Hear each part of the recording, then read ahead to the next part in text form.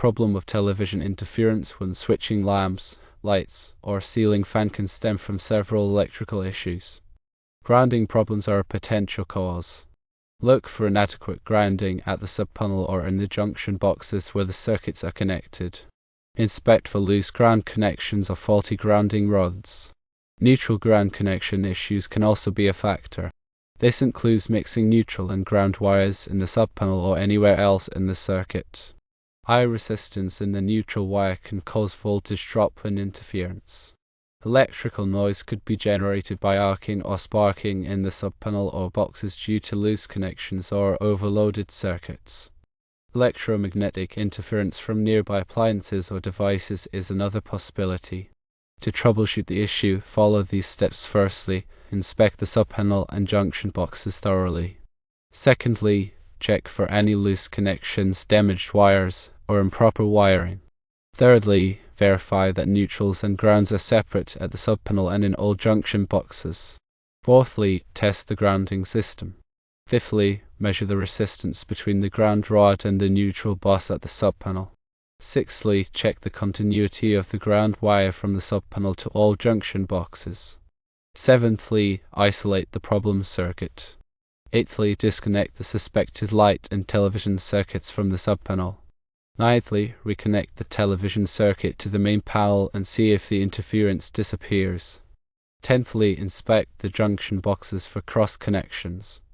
11thly, open the boxes where the light and television circuits are connected and inspect the wiring. 12thly, look for any wires that are crossed or touching inappropriately.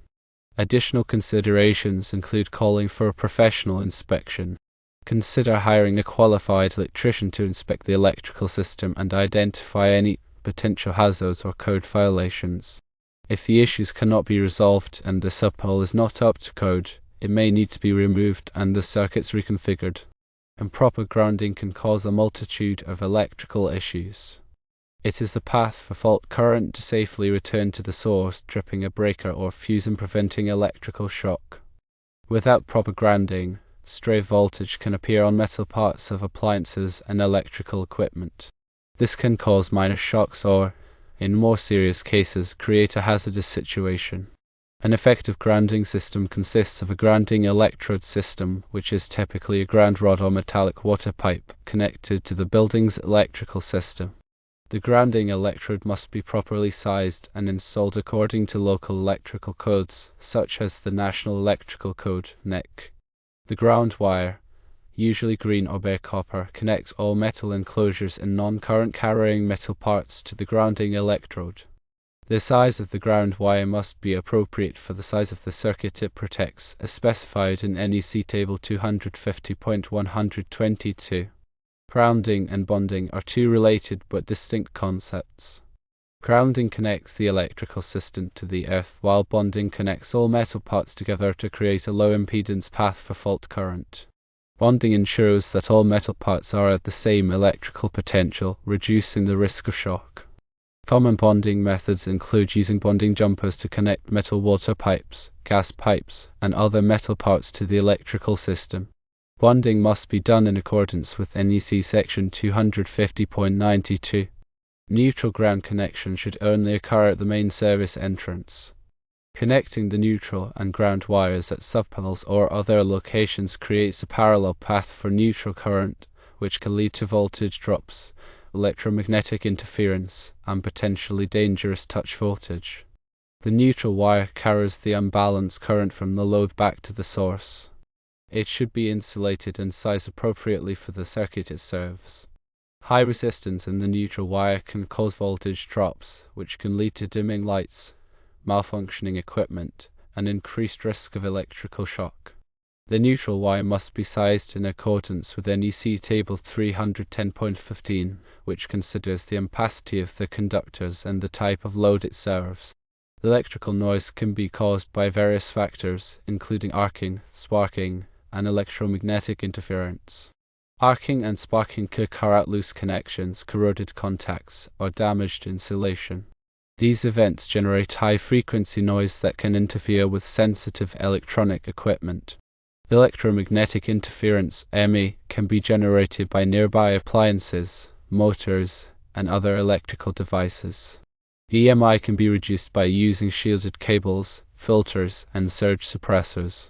Surge protection devices, SPDs, protect against transient voltage surges caused by lightning strikes, utility switching, and other events.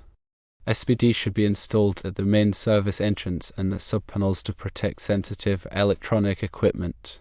SPD diverts surge current to ground, preventing it from damaging connected equipment. When inspecting the subpanel and junction boxes, look for any signs of damage such as cracked insulation, burnt wires, or corroded terminals. Use a flashlight to inspect hard-to-reach areas. Check for loose connections by gently tugging on the wires. If a wire pulls out easily, the connection is loose and must be tightened. Verify that all connections are properly torqued according to the manufacturer's specifications. Using a torque screwdriver or wrench ensures that connections are tight enough to provide a reliable electrical connection, but not so tight that they damage the wires or terminals. When testing the grounding system, use a ground resistance meter to measure the resistance between the ground rod and the neutral bus at the subpanel. The resistance should be less than 25 ohms, as specified in NEC section 250.53. If the resistance is higher than 25 ohms, the grounding electrode system must be improved by adding additional ground rods or using a different type of grounding electrode. To check the continuity of the ground wire, use a multimeter to measure the resistance between the ground wire at the subpanel and the ground wire at each junction box. The resistance should be close to 0 ohms, indicating a continuous, low impedance path. When isolating the problem circuit, use a clamp meter to measure the current flowing through each circuit. This can help identify overloaded circuits or circuits with excessive current draw.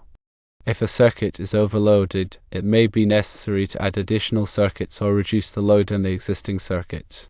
When inspecting the junction boxes for cross connections, carefully examine the wiring to ensure that wires are not crossed or touching inappropriately. Use a voltage tester to verify that the wires are de-energized before touching them. If you find any crossed or touching wires, carefully separate them and re-insulate them with electrical tape or wire connectors. If the subpanel is not up to code, it may be necessary to replace it with a new subpanel that meets current code requirements. A qualified electrician can help you select the appropriate subpanel for your needs and install it properly. When installing a new subpanel, be sure to follow all applicable electrical codes and manufacturer's instructions. Consider the following regarding ampacity. The ampacity of a conductor is its current carrying capacity, expressed in amps. The ampacity of a conductor is determined by its size, insulation type, and ambient temperature. NEC Table 310.15 provides ampacity ratings for various types of conductors. Overcurrent protection devices, such as circuit breakers and fuses, protect conductors from overloads and short circuits. The size of the overcurrent protection device must be matched to the ampacity of the conductor it protects. NEC section 240.4 specifies the rules for overcurrent protection. A short circuit is an unintentional connection between two or more conductors. Short circuits can cause a large amount of current to flow, which can damage equipment and create a fire hazard. Circuit breakers and fuses interrupt the flow of current during a short circuit, preventing damage and fire. An arc fault is an unintentional electrical discharge between two or more conductors. Arc faults can generate intense heat and sparks, which can ignite nearby combustible materials. Arc fault circuit interrupters of size are designed to detect arc faults and interrupt the flow of current, preventing fires. Size are required in many areas of the home, such as bedrooms and living rooms. Ground fault circuit interrupters, GFCIs, protect against electrical shock by detecting ground faults and interrupting the flow of current. GFCIs are required in wet locations, such as bathrooms, kitchens, and outdoor areas. GFCIs work by monitoring the current flowing through the hot and neutral wires. If there is a difference in current between the two wires, it indicates that current is leaking to ground, which could pose a shock hazard.